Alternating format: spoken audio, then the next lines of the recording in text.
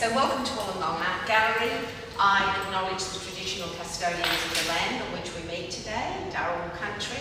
I pay my respects to elders, past and present, and extend that respect to any Aboriginal and Torres Strait Islander people here today. So again, welcome, and thank you for joining us today for Decoding Kôgábịnô with artist and now Dr. Mai Nguyễn-Long, an exhibition curator, Adam Porter. Mai Nguyễn-Long was born in Tasmania to a Vietnamese father and an Australian mother. Mai grew up in Papua New Guinea and the Philippines, and as an adult she lived and studied in Australia, China, Vietnam before settling in Australia in 1996. Since 1996, Mai has exhibited across a range of mediums including painting, drawing, mixed media, sculpture and installation. At a residency in Hanoi, ceramics village of Bat Trang, Mai was introduced to clay, and since 2017, this medium has become the focus of her practice. In 2022, Mai exhibited at the 12th Berlin Biennale for Contemporary Art, curated by curator. Now, Adam Porter is the curator of this exhibition. He is obviously a curator and artistic director of diverse Asian heritage, specialising in contemporary visual art and community engagement.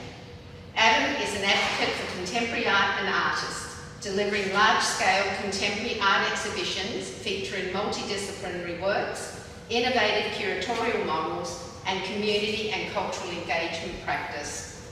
He is currently the head of curatorial at Campbelltown Arts Centre and was previously curator of contemporary visual art and prior to that, curator at Casula Powerhouse Centre. Porter was also co-curator of Laneway Art and City Spaces at the City of Sydney. And I've known Adam for a long time. He's an amazing career, and I've probably seen every show that you've curated, which has been fantastic. So very, very pleased to have Adam curating Mai's exhibition. And of course, we're thrilled to have Mai and welcome her back to Nguyen-Long Art Gallery. She had a solo show, I can't remember the year, Mai? 2014. 2014 in Gallery 1. So, as I said, welcome back to the gallery and thank you so much. Thank you, Viv. Thank you, Viv. Hi everyone. So Mai and I would also like to pay our respects to the Dharawal people, who are the traditional custodians of the land, which we both live, work and gather on here today. We acknowledge elders past, present and future for their immense spiritual connection to place, which was never ceded. Dharawal land has always been recognised as a meeting place for people from other lands. And in this spirit, we respectfully continue this tradition through the bringing together of our communities through art and culture. Always was and always will be Aboriginal land. So thank you for your time to join us today for this discussion about Kôgábịnô. But before we jump into it, I would like to note that this discussion is being recorded. We will try to avoid faces, but we would love to record your burning questions at the end of this chat. So please wait for this fuzzy little microphone to be handed to you when you do or want to ask a question, so we can get the audio captured in full. We may also be moving around a little bit today, so we can show you some of the different elements and details of this exhibition. So we appreciate your cooperation on that front, but we'll try to stay, for the most part, put and get through most of the history, context, and curatorial sort of ideologies that both Mai and I have collaborated on here. And lastly, we'll be leaving the light levels lower as intended for the exhibition to give you a true sense of the curatorial intentions and the exhibition display as it is meant to be. So Mai and I have known each other for a little over a decade now. I first came across her work as a bright-eyed, bushy-tailed intern at Casula Powerhouse Art Centre. But it wasn't, and I think it was in 2009. I was trying to think of when I did that internship. But anyway, it wasn't until 2021 when we reconnected. I received a grant to undertake a curatorial residency with the Factory Art Centre in Ho Chi Minh. But due to COVID travel restrictions, I couldn't visit Vietnam, so I reached out to Mai for guidance and a bit of help, really, a bit of context, a better understanding of the community and the culture of Vietnam. At the time, hello. Please take a seat. Look, at the time, Mai was completing her practice-based PhD research at the University of Wollongong, and upon further discussions, we discovered many shared values and experiences as second-generation Australians with mixed Asian heritage. And since then, we've formed a sound working relationship leading to the exhibition we see here today, and hopefully ongoing. So, Kôgábịnô is a double mistranslation, or as I like to call it, a bastardisation of Vietnamese English for the term vomit girl.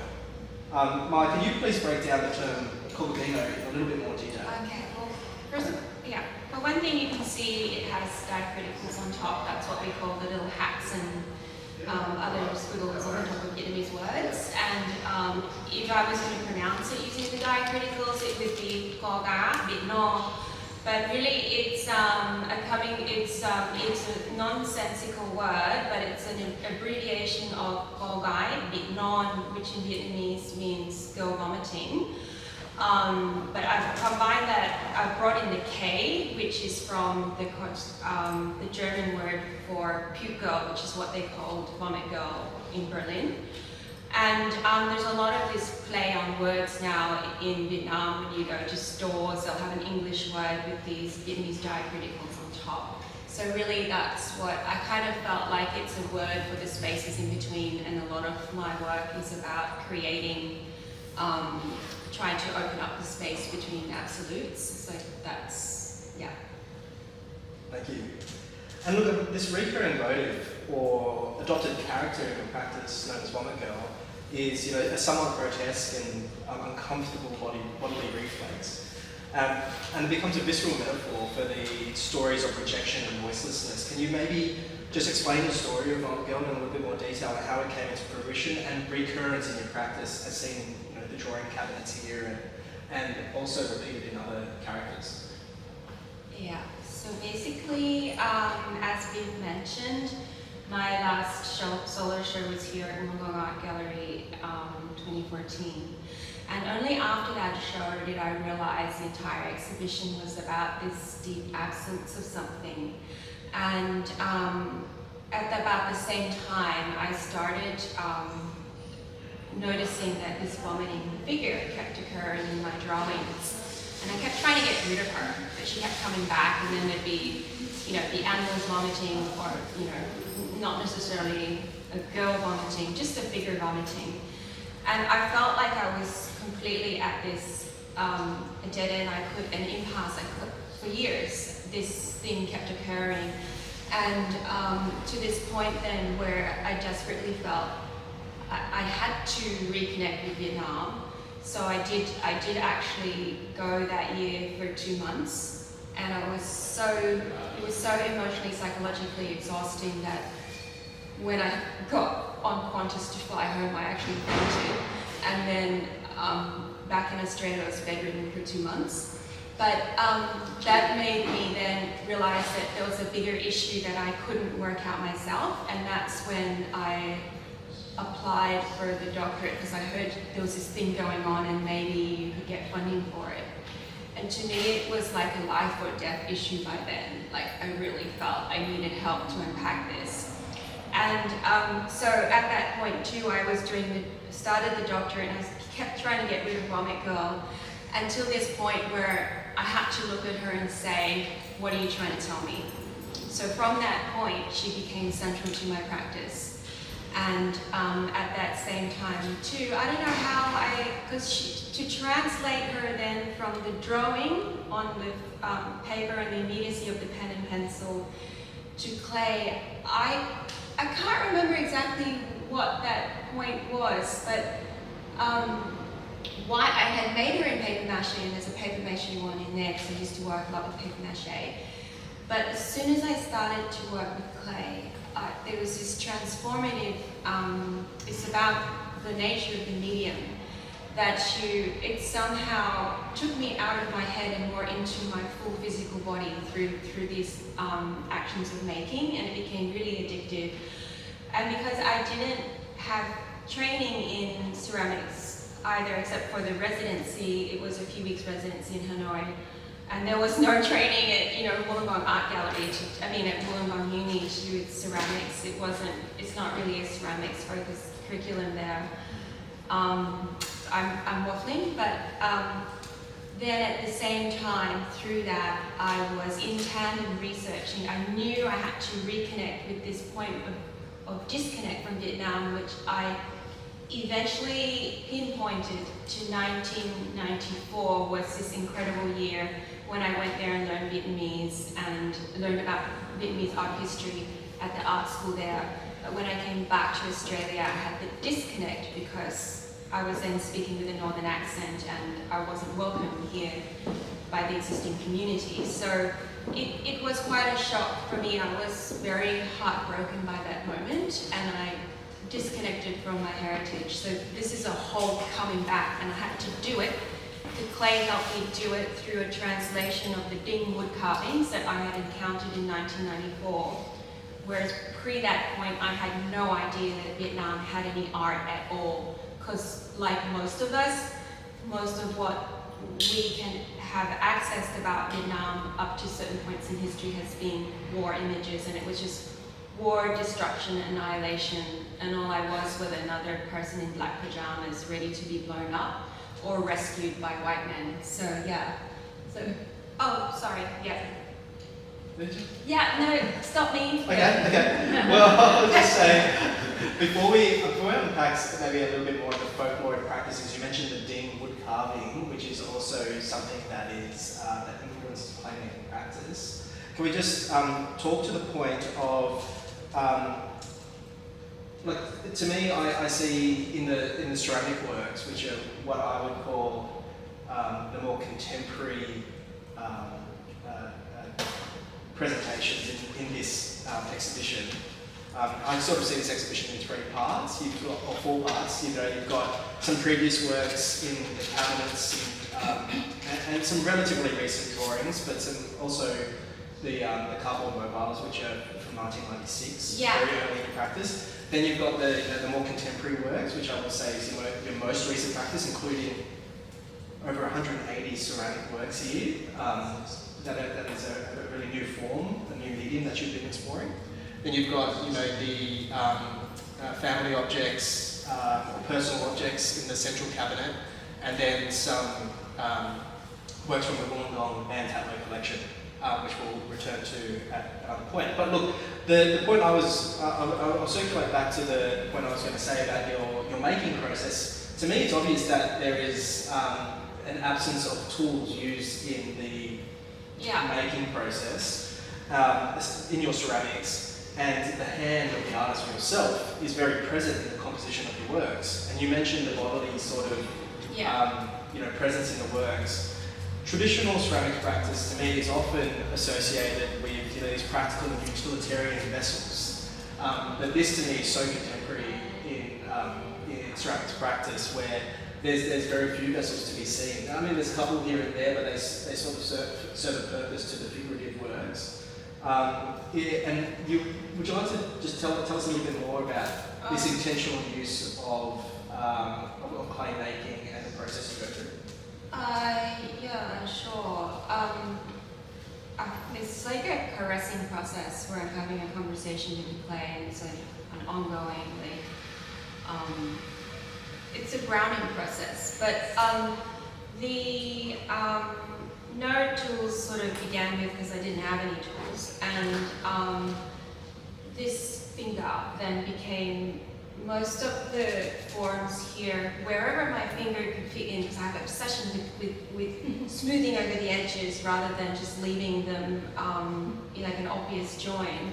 I don't know why, and so then it became, whether it be, in the ear, or up the nose, or wherever, it's got to fit my finger. And if not that finger, it's got to be that finger. So, And I liked this kind of human scale element because it was something that I read about also made sense to me with the Bing and Vietnamese architecture.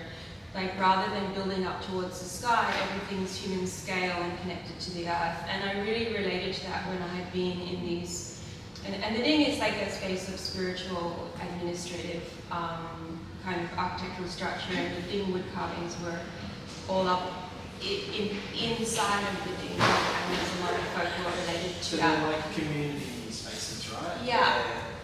And they've got spiritual purposes, yeah. So there was no separation between governance and the spiritual. It was connected. When the French came, they separated these two functions. This kind of making to just the rhythm of it, and I think just it was clay has, if you read about clay, it's got this ability to bring out deeply repressed kind of memories and thoughts and feelings, but it can also transform them, because if you're working, unless you're working in molds or something like that, I guess it takes a little bit of, I think it's a blessing not being too experienced with the making of clay.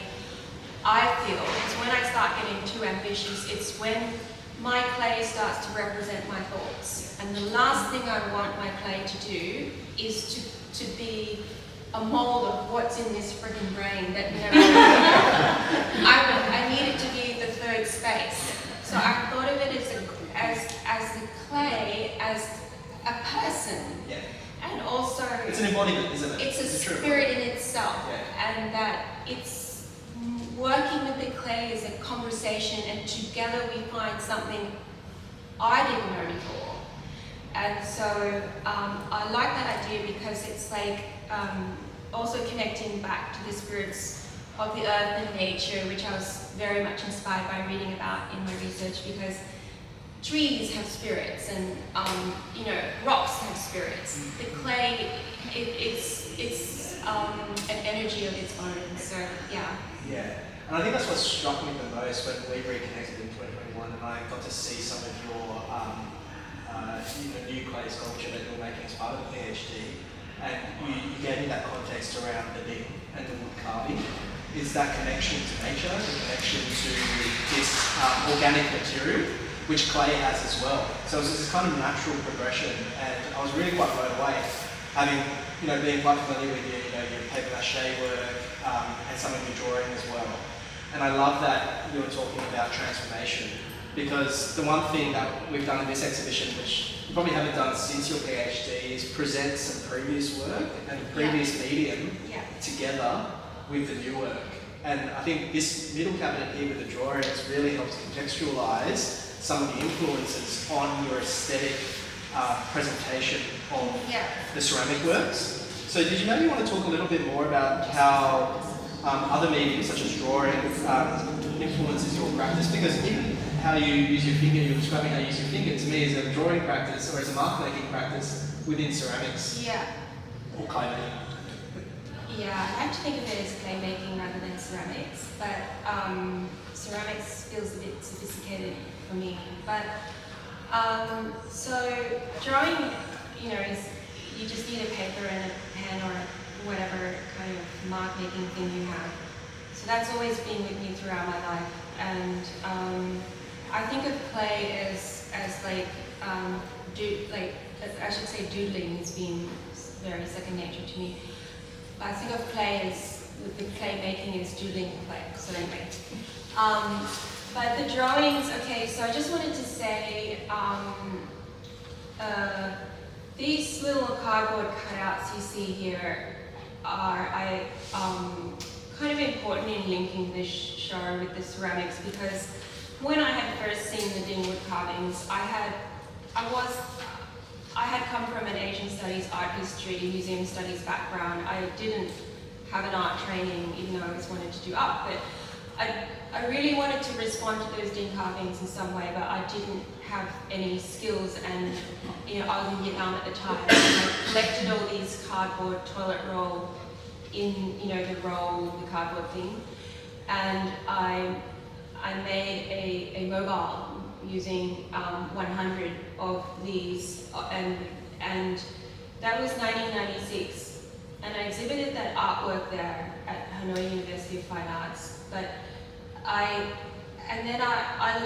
left it there, and I thought it was lost when I came back to Australia and disconnected, and then never went back. And I never believed in my whole life that someone had kept it for me. And it just so happened to be one of the artists I interviewed for my thesis. And she brought out this box with all these toilet roll people. Wow. And they were eaten by cockroaches and rats.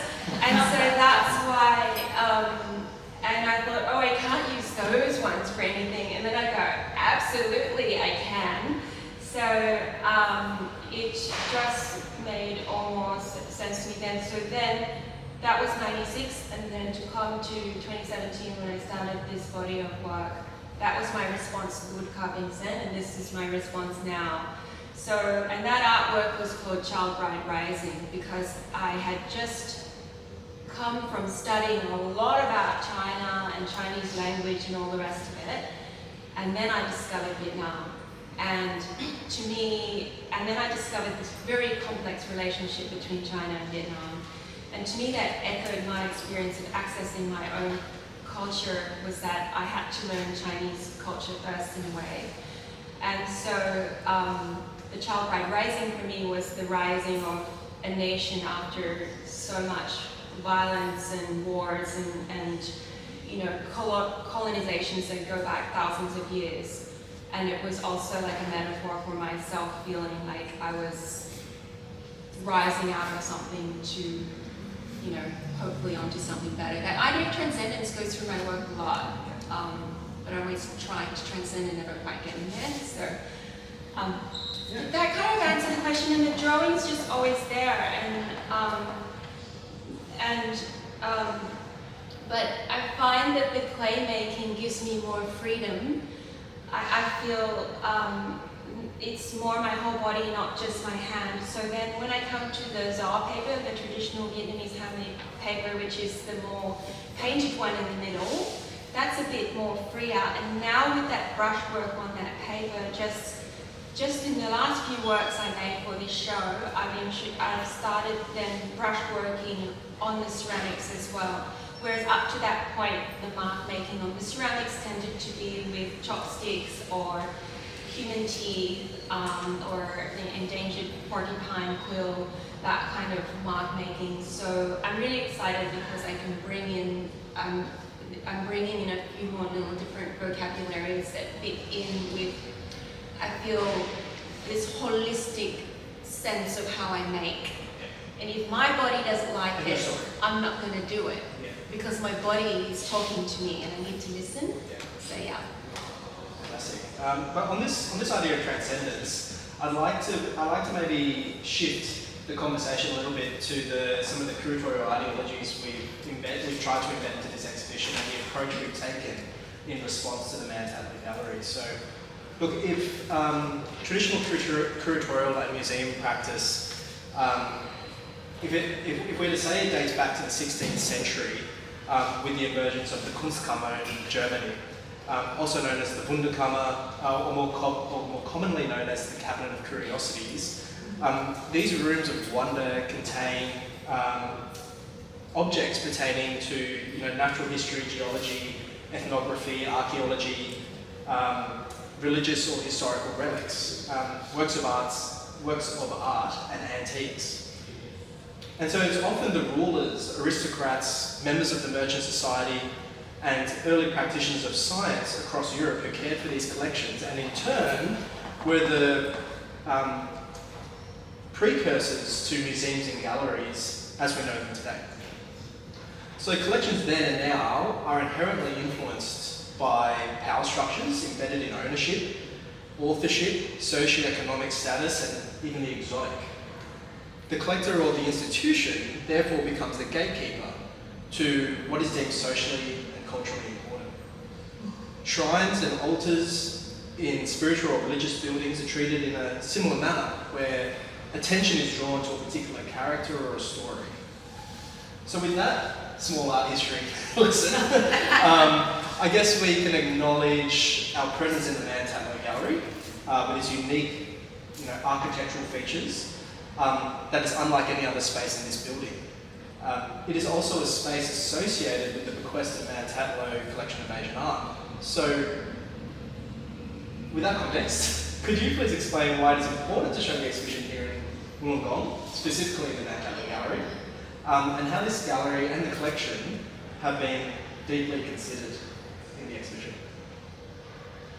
Yeah. Okay, I don't know how to start, where to start.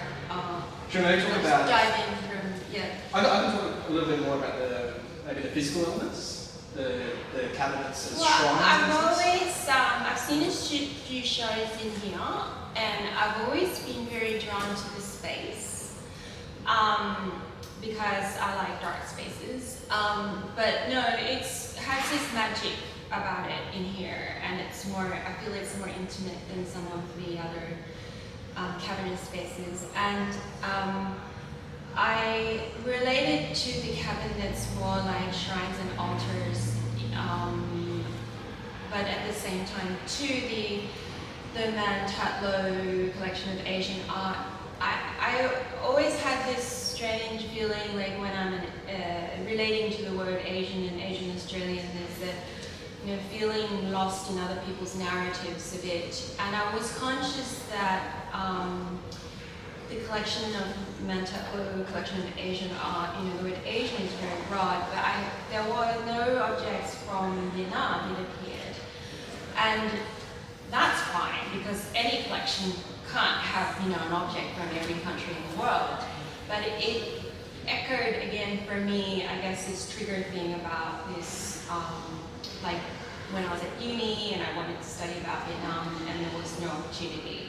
So I just felt like these constant processes of erasure, it's irrational, but that's how I felt. So I had felt this urge to insert, initially I wanted to do more historical show about art from Vietnam, but it became this show, which merges a bit of both. And through that process too, I discovered that the gallery had actually they had some input from some external experts about the Asian art collection, because not every gallery can have expertise about everything. And it turns out that there were actually 2 objects in the collection that were classified as Chinese, but according to these external experts were actually Vietnamese. So to me that was really important, because some of my ceramic forms actually respond to various other examples of this throughout Vietnamese history. For example, a very important ceramic vessel in the Topkapi Museum in Saray, Istanbul, Turkey, and that was misclassified as Chinese for 500 years. So what? Well, the point is about that is that when you don't know it's actually from another place in the world, or when you discover it is from another place in the world, you learn new things about trade routes and the way cultures interact with each other. And so to me also, and I won't go into this, but there is also a bit of a narrative I've been exposed to a lot where almost like Vietnam is little China. It's just that it's a bad copy of China. So these things were playing on my mind, and so when I spoke to Nguyen-Long Art Gallery, and also anyway, in the end, so these 2 plates over there, these 2 dishes have been reclassified now as Vietnamese, and it's just a small thing, but I felt when that happened I had to include them, whereas originally I wasn't going to, because I felt, how do I relate to this collection? And and that happened just in the last few weeks before install. So we had to rejig a few things around to fit them in. And there may be other things in that collection of Asian art classified as Chinese, which are actually from the Philippines or Indonesia, things like that. So it's just a matter of growing expertise and finding different stories about objects. Thanks, Mike. And look, I'd like to elaborate on this notion of care for objects in a traditional curatorial sense, which this pays respect to, especially the Nguyen-Long Man-Tanlo collection. But I think the key thing that we try to do here in this exhibition, in our collaborative process, is actually break that whole traditional sense of curatorial authorship down. And how we did that? Well, for me, it's about instead of placing the care explicitly on objects, it's about caring for artists and their stories. So I think Mai and I have started having really deep conversations about this post the exhibition, and maybe the way that we approached the exhibition probably wasn't as we initially expected, because the process we took was quite, I guess, quite loose. He gave me lots of rope, and I didn't want the rope. I wanted him to be my boss, I'll be my boss now, and he was just like, nah. But to me, it's a push and pull relationship. It's like you gave me lots of options. It's about asking questions, right? Asking the questions like, what do you really want to achieve in doing this? So it was really tough, but it was good. Yeah. And then it was bringing it back to the space and the inherent, issues working within an institutionalized space, right? Yeah. So especially this space, which has cabinets, which instantly imply preciousness behind glass. We tried to play with that as much as possible. So we looked at the other spaces. They were all, we had the options to move the exhibition into other gallery spaces here, but ultimately we kept coming back to this gallery space, and each of the cabinets acted like shrines in themselves, in a really superficial sense. But then I was like, how do we make the white cube ideology or the walls disappear, essentially? How do we make it feel like you're transcending or transforming into another space? And that's when, we played with the lighting a lot, dropped the lighting right down, tried to make the white walls disappear. We painted out the cabinets, so painting out the cabinets was also that element of, introducing colour and something different into a gallery space that is not usually, done. Painting this, middle cabinet grey on the outside was trying to make that whole middle space disappear, but then bring attention to the objects inside only, So there's like little things, like originally we wanted to paint every single white wall in this space in order to say, we're not, it's kind of like that form of resistance. It's like we're not working to the white cube, we're not working to that sort of, we want to challenge that inherent power structure. But having said that, I guess it was just trying to make it less museum-y, right? Well, it's very museum-y. But then also playing with it. But I'd also say that the glass actually we really enhanced the idea of using the reflective surfaces through the little figures that mimic the 1996 works, the toilet paper works. Toilet paper roll works with the little figures that you can see spot all around this. But it's also it's kind of like they've escaped from the cabinet. Yeah, they've escaped. They're like but also, figures. But there's no escaping your reflection. But then Adam was asking me, should we make them bigger? And I go, no, they've got to maintain this kind of rodent size. So, but yeah. I don't know if I said rodent size. No, I identify them more as the small scale. I don't want to dominate But I also, because we may be running out of time, I don't know what time it is, I just wanted to say a little bit about the bombshell bell axis. Well, my next question was about middle cabinet. So, would you like to elaborate maybe on the middle cabinet? No, just the way I've made all of these forms and the way I tried to think about how do I make relevant these things I've been experiencing in Australia to the clay forms, the forms I was making, and my lack of clay knowledge. So it became the coil building, because that was the most accessible thing to me. And I related, first of all, the coils to, because I don't know why things need to make sense to me. this whole idea of the worm dragon snake in Vietnam, which was seen during the Lý dynasty 17th century as a less aggressive form of dragon. In fact, the researcher I spoke to literally described it as a worm-like dragon. And so I guess it's kind of more like, a snake. And the snake also, as you see up here, is one of the deities worshipped in the Mother Goddess pantheon. And it's about that it's a protector, but then also about fluidity and fertility going back, centuries. And this whole idea of connecting them to, again, back to the earth and the spirits and the older belief systems, and the idea of this worm-like dragon I became fascinated with. So I felt those were my building bricks, was the worm-like dragon, which is like the coils. And then the cylindrical form, I had to make sense of it by, because I'd seen outside of these Ding places of worship, disused bombshells repurposed as village bells for these spiritual places, and there's a photo of one there in the center, and it's next to those cylindrical pots.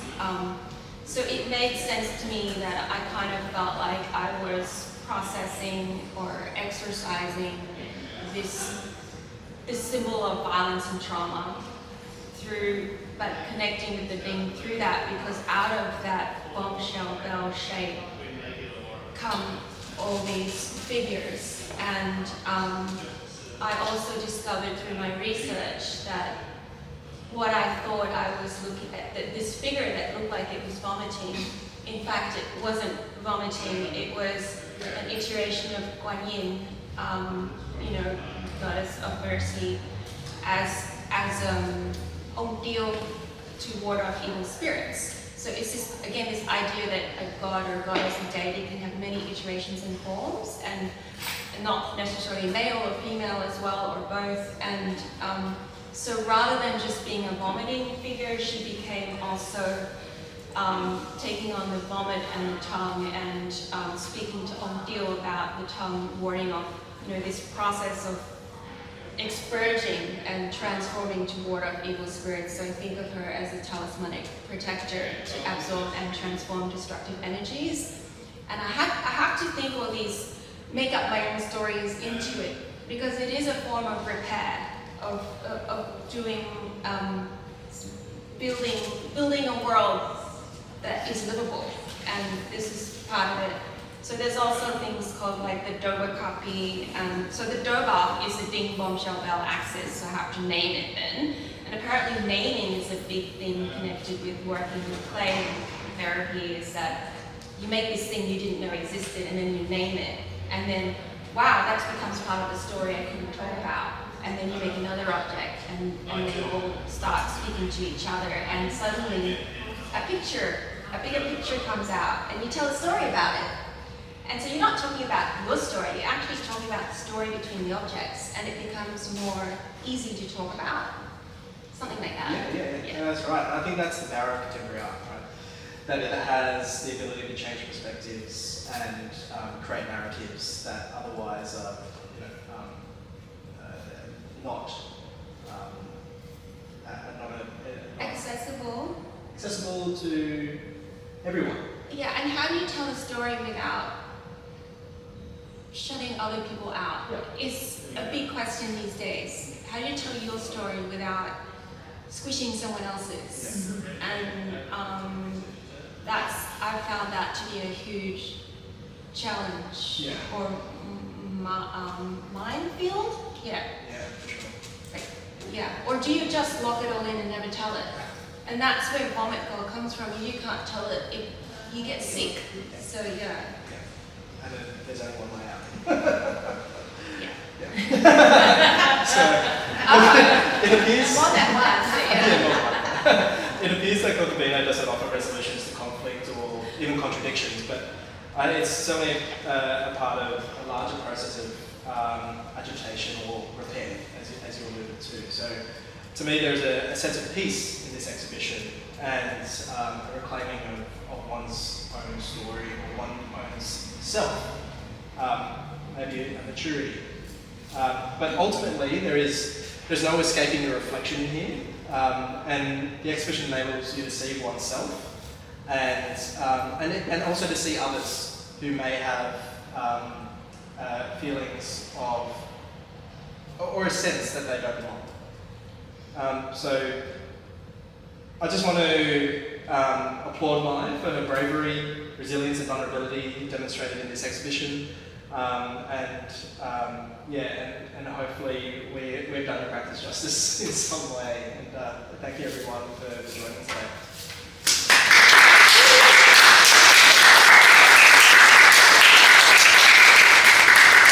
So I'm happy to hand this over for some questions, but first I'd just like to pay some thanks. Thank you to Nguyen-Long Art Gallery and Nguyen-Long City Council, specifically Vivian. All the staff here have been fantastic, Louise, John, and we really appreciate the opportunity to present this here in Mai's home gallery.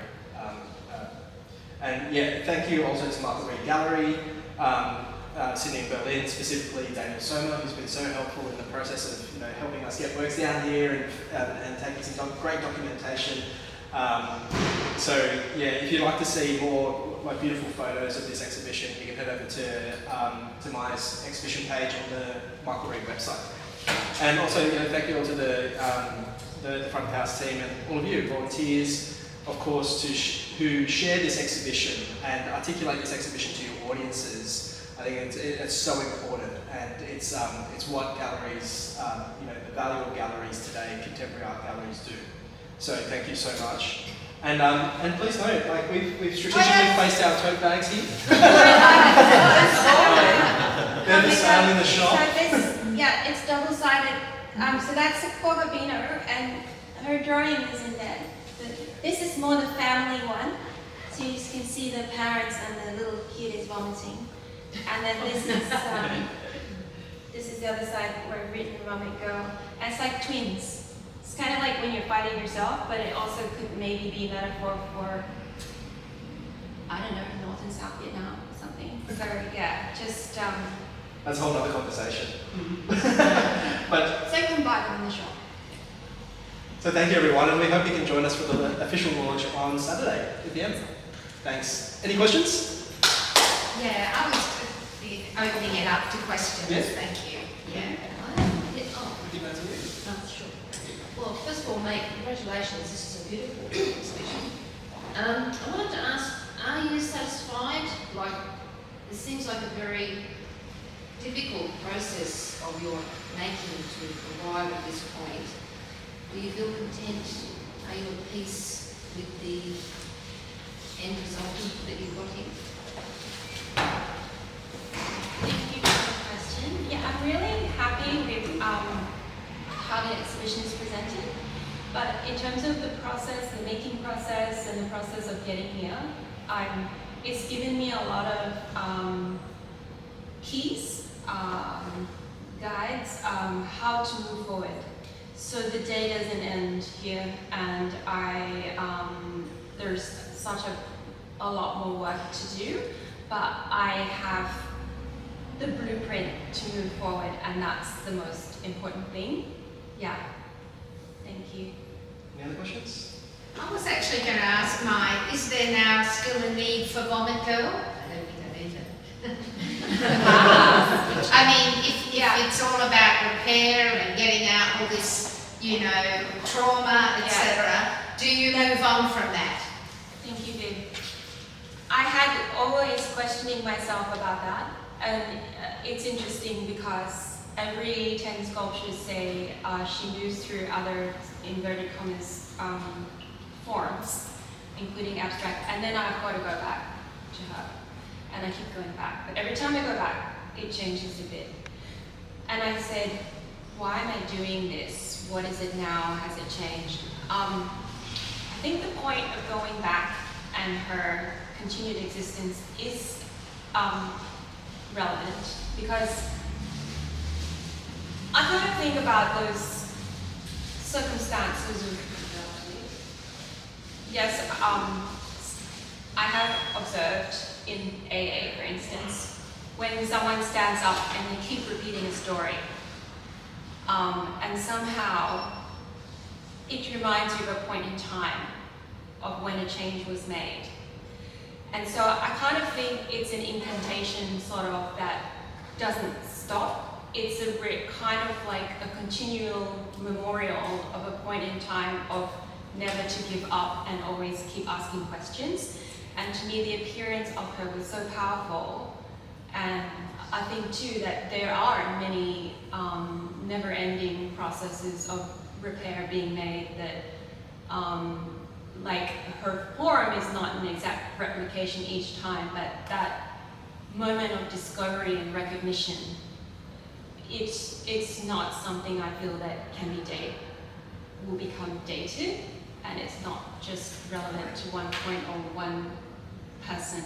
And there's also, and it exists in folklore for hundreds of years. But also there's systemic forms of suppression that are still prevalent in our worlds that play to the suppression of voices of people who may look different, may seem different, may feel. You only have to pick up your local newspaper at the moment and look at how divisive the world seems at the moment. There's forms of power at play that cannot be influenced sometimes, and who suffers. You ask yourself, can you? Suppression at its best, I guess, would be when you feel helpless, and there's no way to make that change, even though you know something may be wrong. Yeah, I think it's the worst kind of sinister situations when you just blame yourself for everything, and the invisible forms of suppression, and who's not, you always think you're the problem, but it's actually something else. Maybe Vomit Girl is about taking you down some kind of I'm sorry. I was going to say, maybe Vomit Girl is about feeling a little less sick. Yeah. I was thinking, coming to terms with that. It's not so much then personal, it's universal. It's universal. So Vomit Girl is like the symbol. Can be. Yeah. No questions? I like the thing of the vomiter, also in the different types of forms and also clay and behind the story. How could you store your difference? It's all different, it's very delicate and diverse. How can you store after the exhibition?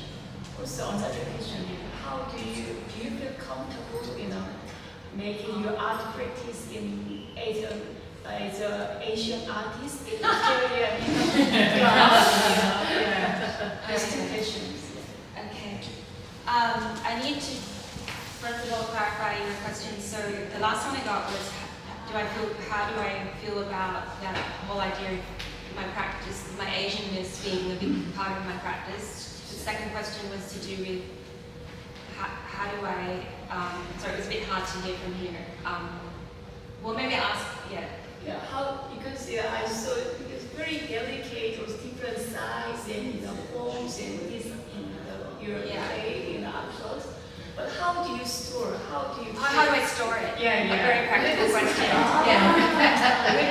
Yeah. Transporting it. Okay, so how do I store it? And the first question was? That is first question. Okay. Another one is, do you feel comfortable, or do you feel any, do you get any discrimination, or as an Asian artist in Australian ground?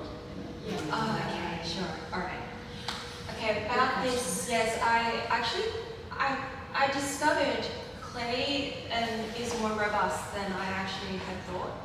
But you can see perhaps that, I'm interested in your comment about the delicacy, because I find my work extremely chunky, and when I look at other people's works, they're so thin and light. If you pick one of these up, for instance, so that one, it might be 14 kilos.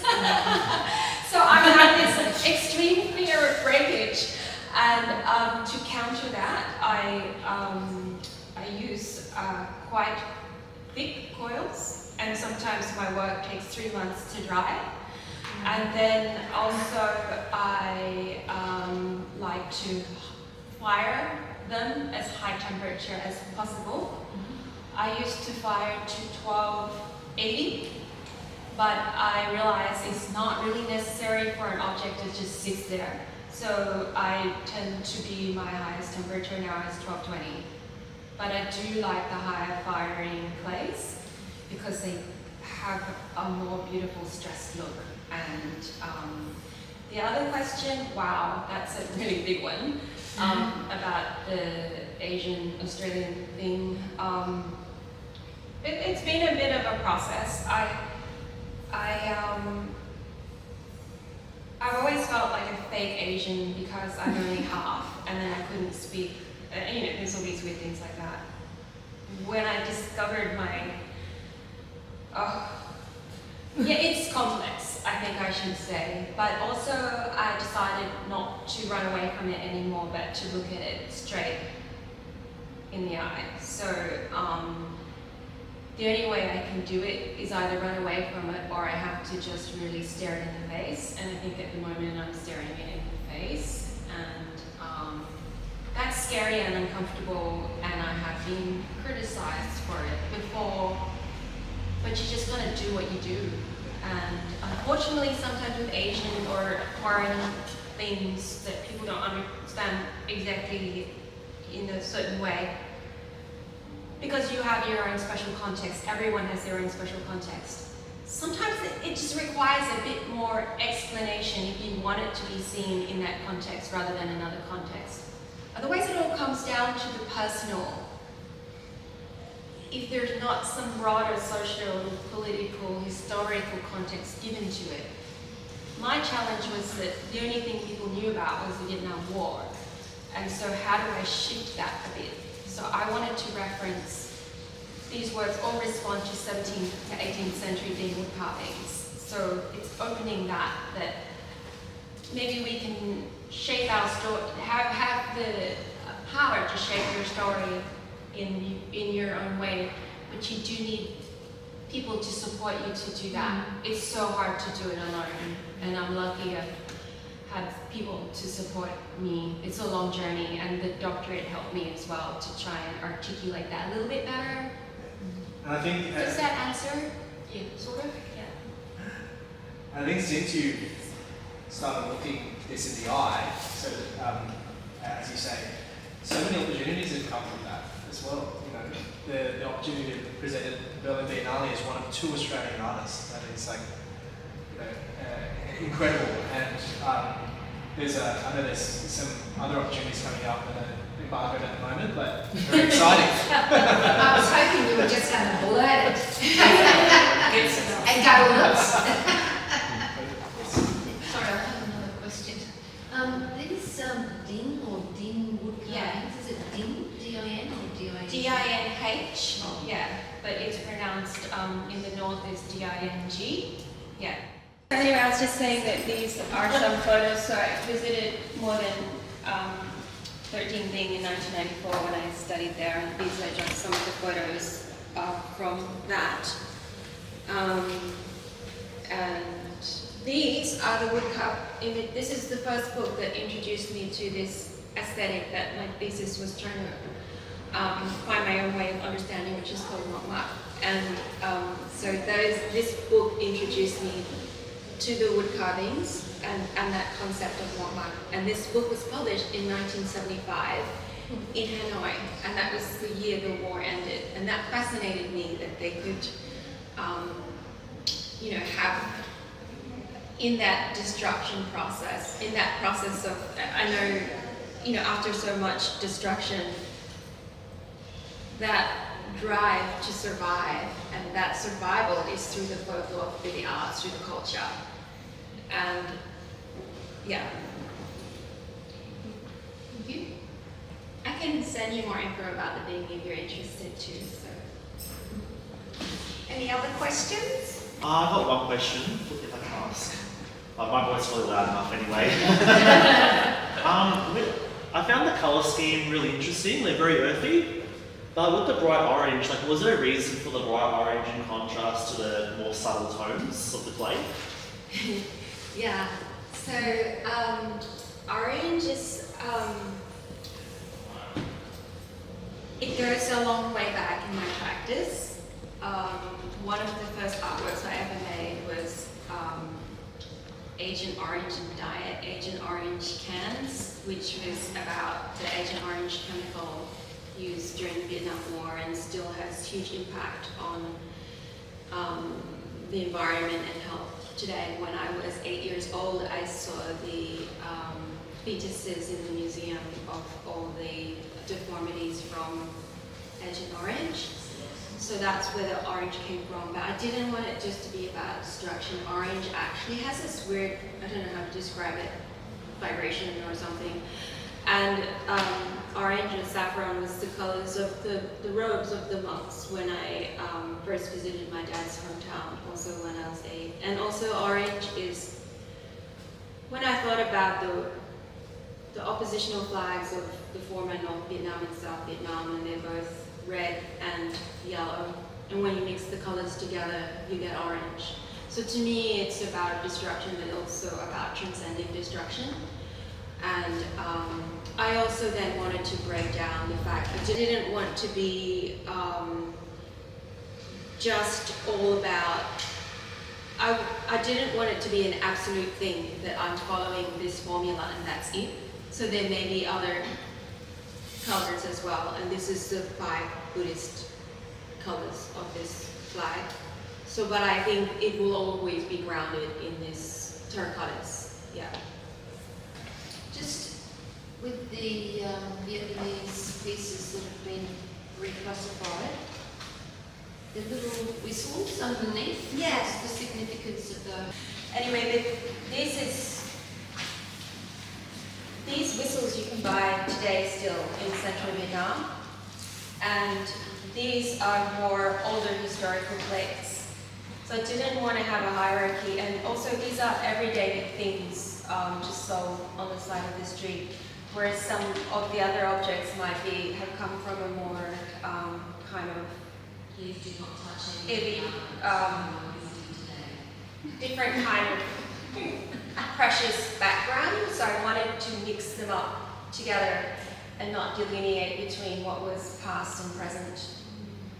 And these whistles actually I picked up when I was there in Vietnam. This should be cabinet.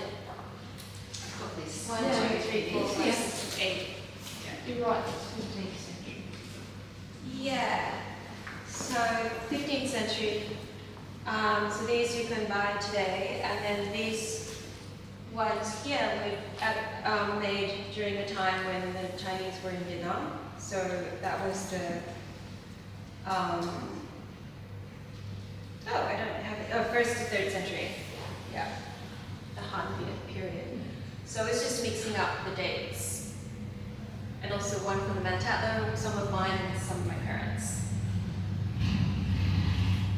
And the rhythm of the scale, I wanted to, it's like echoing the rhythm of the big and small in the other cabinets. Actually, it's beautiful the way the wooden supports of those plates kind of, for me, echo the organic forms of your sculptures too. That's really interesting because I had a big problem with these at first, and then thinking they looked a bit too sophisticated somehow, but I kind of feel like it does work now. Plus these were special stands made for the plates. So I thought I should honor that because that's the Mantatlo collection has been cared for in this way, and it's a nice presentation.